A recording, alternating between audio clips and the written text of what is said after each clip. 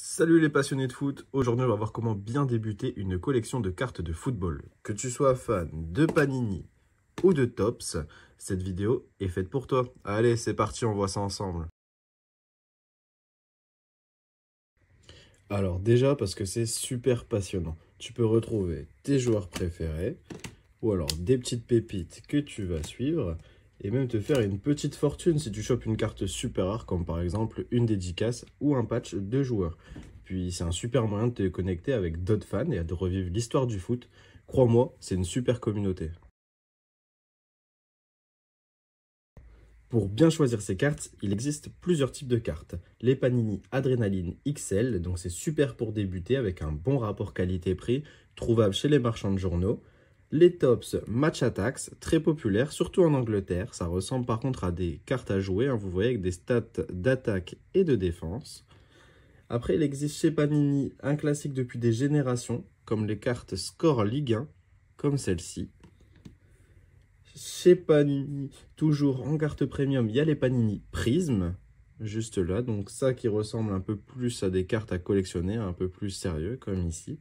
Et chez Topps, les Topps Chrome. Après, il y a aussi des cartes numériques. La question maintenant, c'est où acheter ces cartes. Tu peux commencer avec des cartes à l'unité, dans les brocantes, sur Vinted ou sur eBay. Si tu préfères ouvrir des packs, tu peux en trouver dans les grandes surfaces ou sur les sites Panini Topps pour des sites de fabricants. En revendeur fiable, tu peux en trouver de très bons sur Whatnot. D'ailleurs, tu peux utiliser mon code de parrainage qui se trouve dans la description pour ton premier achat. C'est un site de vente aux enchères à live et c'est super sympa. D'ailleurs, j'ai un très bon vendeur, c'est Girondin. Il y a aussi levolt.fr pour acheter tes team sets, Blaster et autres. Tu as 5% de remise avec le code LAVAR5%. Le lien est pareil dans la description. Pour des box mystères, tu peux aller faire un tour sur Pokéquack.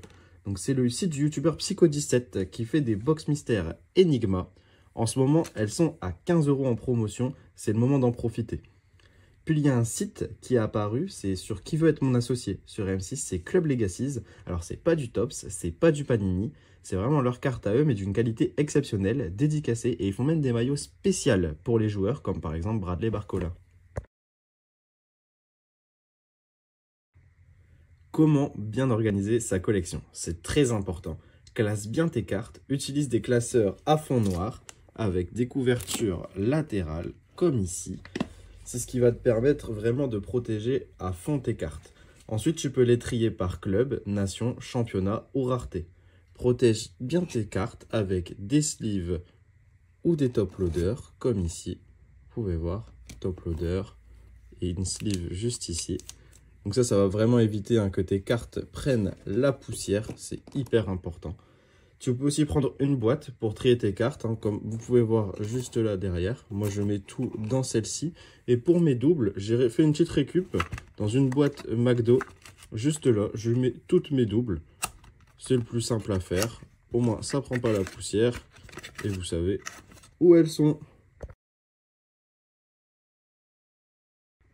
Petit conseil en bonus, délimite-toi un budget par mois. C'est très important puisque tu peux vite t'y perdre, surtout dans les cartes, on a tendance à vite dépenser.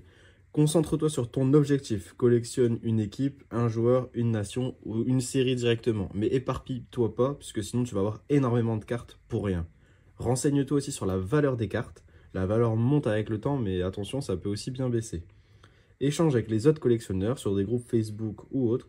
Et surtout, amuse-toi. C'est le plus important. Et voilà, maintenant tu as toutes les clés pour bien débuter ta collection. Si cette vidéo t'a plu, lâche un like, abonne-toi et dis-moi en commentaire ton joueur préféré que tu voudrais avoir en carte. A très vite pour une nouvelle vidéo et que ta collection commence!